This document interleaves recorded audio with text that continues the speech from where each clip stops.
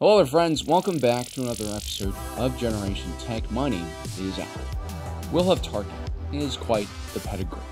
A heroic pirate hunter for the Outland region's security forces, a very popular governor for his home planet of Iradu. He also became a captain in the Republic Navy during the Clone Wars and served with distinction.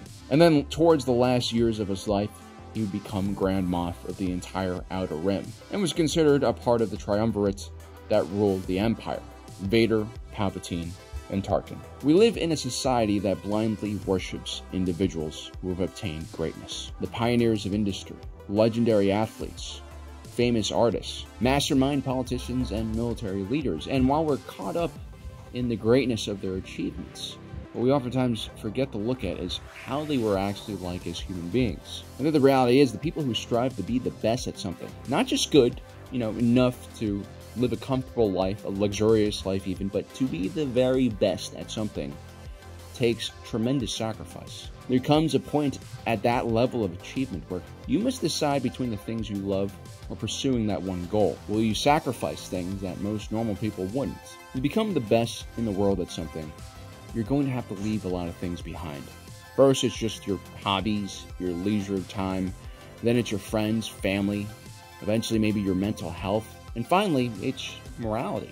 Or perhaps that goes first for a lot of these individuals. I believe that in life, balance is key, which is why the people I admire the most are oftentimes just normal individuals who can balance their profession with their family and friends. Normal guys who might not have the best professions, who might not have a list of achievements to their name, but individuals who ultimately live fulfilling and positive lives where they bring a lot of good things to the people around them. When I look at the Imperial Triumvirate, despite their overwhelming power and control of the galaxy, I don't see people that I admire. I see a sociopathic wizard / autocrat whose brain is slowly rotting away from excessive use of the dark side. His endless pursuit of power will ultimately destroy him. I also see a broken cyborg of a man whose deep fear of loss turned him into the very thing he swore to fight. And finally, I see Wihulf Tarkin, a man so driven by fear that he might as well be a Sith Lord in everything but name and force powers. Now, shortly after Grand Moff Wihulf Tarkin takes control of the Death Star from Orson Krennic, he carries out a firing drill over the planet Durango 10 to test the crew of his newly earned space station. Over the comms, he has Admiral Modi explain to the men what kind of planet they're about to attack. It's a low-tech civilization that poses no threat to the Empire. During the fire sequence, someone makes a mistake and the weapon's ignition is ignored. Tarkin never intended to actually fire the Death Star in this scenario. This is all a test to see how loyal his men were, whether they would be willing to put aside their own morality to be loyal to the Empire. And this is why Admiral Modi actually reads out loud who's on this planet, to make it much more personal for the gunners who are about to wipe out an entire species. And after the failed drill, Tarkin has the 168 gunners on this facility who are responsible for operating the Death Star stand for inspection.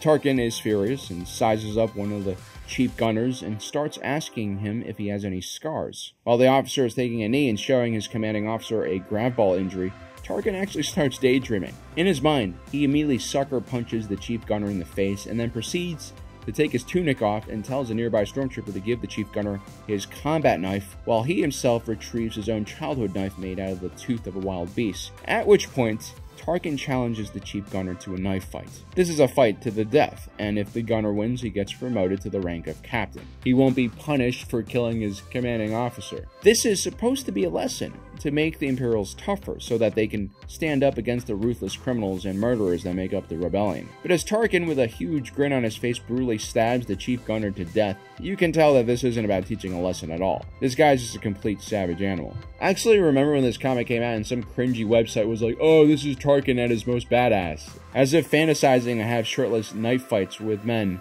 you're supposed to be leading is a positive thing that makes you more cool. I swear, it's only people who aren't used to violence who could actually glamorize something as stupid as this scene. Shortly after this incident, the destruction of Alderaan would happen. But Tarkin, being the sociopath that he is, had Admiral Modi place bio-trackers in the helmets of all the gunners to see if any of the men hesitate for even a second during the firing incident. A handful of gunners, including the chief gunner that Tarkin has that fantasy fight with, is flagged. The chief gunner is actually from Alderaan, and I imagine a few of the others were as well. Tarkin, being the merciful individual that he was, gave the these men one opportunity to resign their commissions as they were no longer fit for service. All the gunners were stunned by this announcement, and no one actually acts. As a result, Tarkin vents all of them into space. Later, in a more delicate and quiet moment, while Tarkin is relaxing back at his quarters, he even observes the lifeless bodies floating outside his window. So yeah, this guy's a complete nut job, and I hope, you guys are doing psychoanalysis of him and typing down what your observations are in the comment section. But where does this all come from? I mean, how did he become such a twisted individual that he fantasizes about such things and derives pleasure in the destruction of other people's lives? Because that's not normal behavior. That's not what a healthy person does. So to understand Tarkin, you actually have to understand his family and the planet he comes from. The Tarkins were the first family to colonize Eriadu, which was a wild world in the Outer Rim territories. In those times, life was hard. People were fighting disease and the wildlife, also a plethora of criminal elements like bandits, pirates, and greedy corporations that were trying to take advantage of the lack of regulations in these areas. There's actually an excellent novel called Tarkin, which kind of describes his childhood. And the comic we just referenced also explains to us how Tarkin viewed his own family. When that chief gunner from Alderaan asked Tarkin how he would feel if he had been ordered to destroy Eriadu, this is what Tarkin thinks about. And so as you can see, Tarkin has a really love-hate relationship with his family. And this is really because while the Tarkins did tame Eriadu and turn it into a very civilized and industrial planet, they always held on to the past. The Tarkins, for one reason or another, believe that the hardships and suffering they endured in the past should never be forgotten. And so, as a family, they prided themselves in their martial prowess. They focused a lot of energy in forming and controlling the militia on the planet and in the sector. They even had this really ruthless coming-of-age kind of ceremony that allowed them to pass generational trauma to the newer generations. While much of Eriadu was covered in factories now, the Tarkin estate still had a large patch of wildland, which was known as the Carrion Plateau. The reason the Tarkins preserved this area is not because they were environmentalists, it was so that the family could remember that nature could always come back and take everything from them and force them to live like their ancestors. Which sounds like super cool and manly when you say it like that, but it's actually completely irrational. I mean, they could just take a starship and fly somewhere else. But anyway, young Tarkin would spend a lot of his childhood on the Carrion Plateau with his uncle Jova and a few trackers, where he would basically be taught how to live off the land. They would do stuff like learn how to hunt and eat the raw liver of their prey, which is not only nutritious, but also delicious and cool. I think that's actually a really nice bonding activity you can have with your family. Learn how to appreciate the gifts of nature and meat. Kind of reminds me of my own experiences as a younger man in Cambodia with a cow and an RPG. Anyway, when Tarkin was young, he was kind of a normal individual. He was self-conscious, he was worried that he wouldn't meet the expectations of his elders, and he actually felt remorse during one of his first kills for the animal that they were taking out. Which shows us that, at this point, Tarkin, the young boy, Wihulf, he was still kind of normal. So along with the survival lessons, Uncle Jova also wanted to indoctrinate young Tarkin into the family mindset. They believed that every interaction they had, whether it was with a, deer or a human being, was about domination. Hunting wasn't just about protecting yourself and feeding yourself, providing for yourself, and respecting nature. No, it was about dominating the animal. The deer lost because it was weak, and you never want to be the deer. Let me read you some excerpts from the Tarkin novel. Here's a quote from Jova. "We're teaching them how to behave in the presence of their betters. The ones who learn profit from the laws we lay down, the rest die." Imagine you're going hunting with your son or your nephew, and that's the lesson you want to impart to them after you bag your first deer. And that's not it. Jova also leads on with this statement. "Never try to live decently, boy. Not unless you're willing to open your life to tragedy and sadness. Live like a beast, and no event, no matter how harrowing, will ever be able to move you." Now, I have to say that Uncle Jova is kind of an outlier in the Tarkin family. He's the only Tarkin that went to the Carrion Plateau and never came back and just enjoys living out his Rambo fantasies in the wild, wrestling wild animals and killing things with his bare hands. He's kind of a nut job. But this is the philosophy of the Tarkin family. This is the reason why almost every Tarkin is a complete asshole. And consequently why every Tarkin dies a painful, premature death. Usually in combat or getting murdered by an enemy. I know there are a lot of edgelords nowadays preying on young men who pretend like this is how the world actually is. That you need to be a vicious animal and fight everyone and be suspicious of everyone. But first of all, those guys always end up in jail for some kind of crime or scam they've carried out. And also, they're just not happy individuals.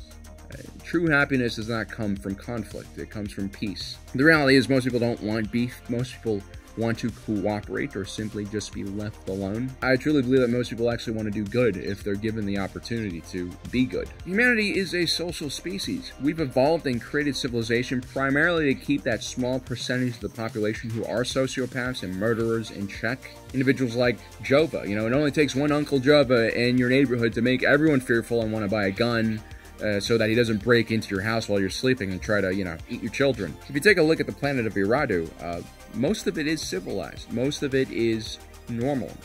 The Tarkins actually had to preserve a percentage of the wildlife to keep that old way of life intact, which shows us that, Jova is living the lie, whereas most people are living the reality.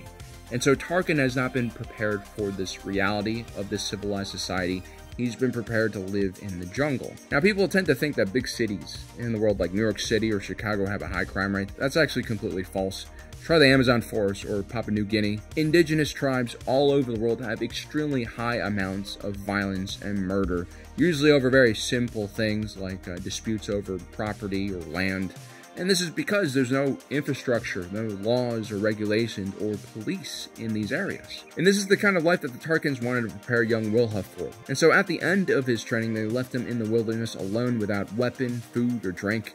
He had to simply survive for 24 hours. During that time, he was attacked and mauled by 2 alien tigers and somehow manages to survive the attack. Wihulf would take one of the claws of his fallen foes and fashion it into that dagger we see in the comic we referenced before, and thus Wihulf Tarkin, the cruel, savage, uncaring man, was born.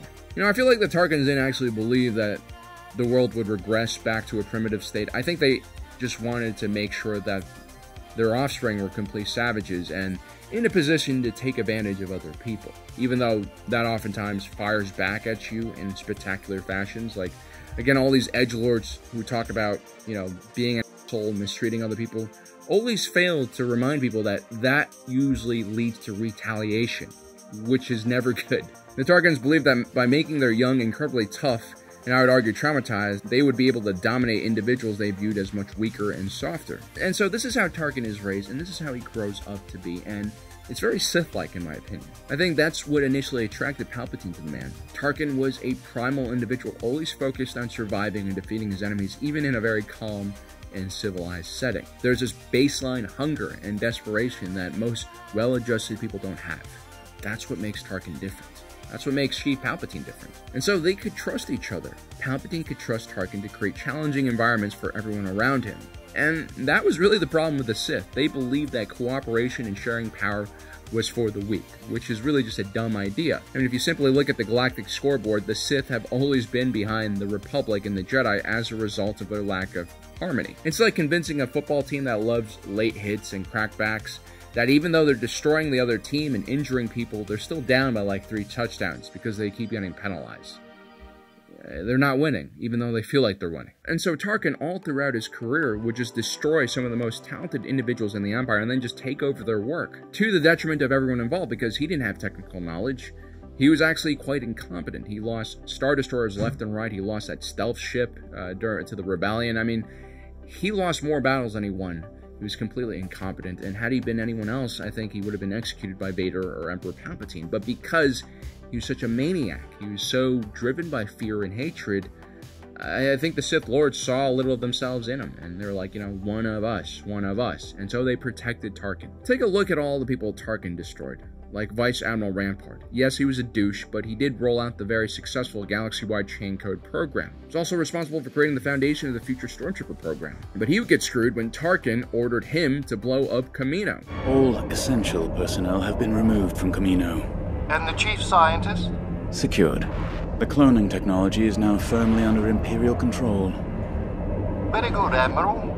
You may fire when ready. And when the Imperial Senate found out that the Empire had blown up Kamino and they started getting outraged, well, Palpatine and Tarkin just threw Rampart under the bus. This unprovoked attack on Kamino was a cowardly act by Admiral Rampart to further his own personal agenda. Guards, arrest and detain the Admiral. Tarkin had a very similar relationship with Dr. Hemlock, one of the chief scientists for the Mount Tantus projects. Tarkin was always asking about the budget and threatening him and making his life less easy. And now, additional funds have been diverted at your request? That is correct. It is for a project that is of personal interest to the Emperor. Which is what? I'm afraid that's classified. Perhaps there is some assistance I may provide, seeing this is of such importance. The funding is all I require. And when the Bad Batch launch a raid and things start blowing up on Mount Tantus, guess who's the first one to appear over the horizon as Dr. Hemlock's entire operation is falling apart? Dr. Hemlock and several troopers perished in the attack. Was any of his research salvageable? No, Governor. The databanks were destroyed. Of course, Tarkin's greatest steal was the Death Star project, aka Project Stardust. He would hound Director Krennic during the entire operation, always asking about the budget, about why terrorists are stealing plans, for this station. Most unfortunate about the security breach on Jeddah, Director Krennic.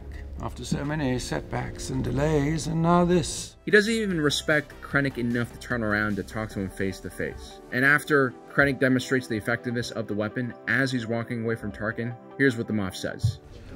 I believe I owe you an apology, Director Krennic. Your work exceeds all expectations.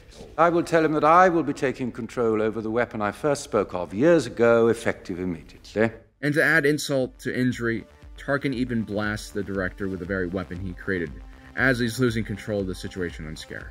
Tarkin can be defined by his doctrine. It's this idea to create obedience through fear.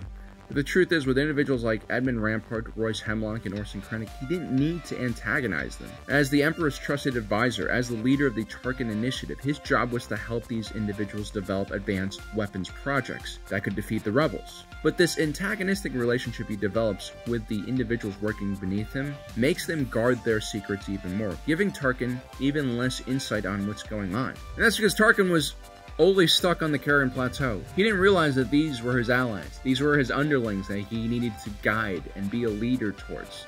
And so instead, he does the only thing he knows how to do, which is attack, attack, attack. It's actually crazy how much damage Tarkin does by killing very skilled project managers like Orson Krennic. I mean, managing the Death Star program was ridiculous. We're talking about a super secret project with a logistic chain that is larger than several core worlds' GDPs. We're talking about wrangling scientists together to carry out cutting-edge research in order to develop all the systems necessary for the station to function. Krennic might have been a weakling in his own way, but he was excellent at carrying out these type of projects. This is a skill that the Empire desperately needed. Dr. Hemlock was also extremely skilled. He was able to do extremely evil and messed up things to clones, Force-sensitive children, in order to unlock the secrets of cloning Force-sensitives. And Admiral Rampart also showed his promise. He had accomplished so much at such a young age. Without Tarkin preying on these individuals like some vicious predator, who knows what they could have accomplished or how much they could have helped the Empire. And so ultimately, Tarkin was just a completely broken individual who was raised to be a sociopath by an entire family of sociopaths. It's actually quite remarkable they've survived as long as they have. Well, guys, I hope you enjoyed today's video. Don't forget to subscribe and hit that notification button down below so you don't miss out on the rest of our awesome content. My name is Alan, reminding you that my allegiance is to the Republic, to democracy. I'll see you next time.